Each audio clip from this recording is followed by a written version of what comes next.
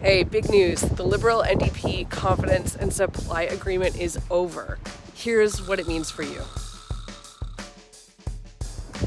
First, how we got here. On September 4th, the federal NDP leader, Jagmeet Singh, announced the end of the supply and confidence agreement signed with Justin Trudeau's Liberals.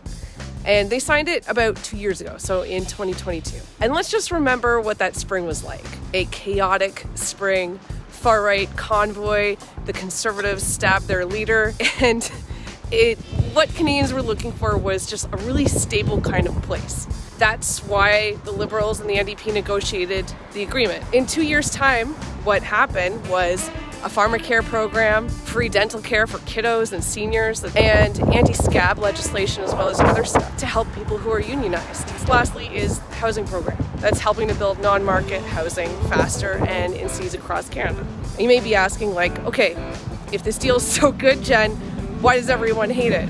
Well, the agreement also means that there are still going to be policies that are very much needed, but that can't happen while the Liberals, who are historically beholden to corporate interests, are in charge. So take, for example, price gouging. There's been nothing done to help stop that. Another problem with the confidence agreement was that the Liberals sided with corporate railways in Canada against the workers who were trying to get a cost of living increase.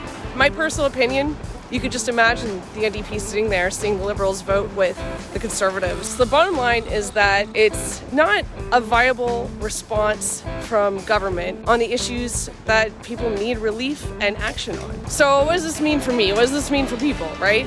It means there's not going to be an election right away, but the end of the agreement does mean that the NDP is free, no longer beholden to the corporate interests that back the Liberals. You might be thinking, another question, my phone really blew up after this happened. If it's the case that Trudeau and Poilievre hate each other so much, does that mean that nothing's going to get passed? Historically, the Liberals and the Conservatives often work together to vote on things.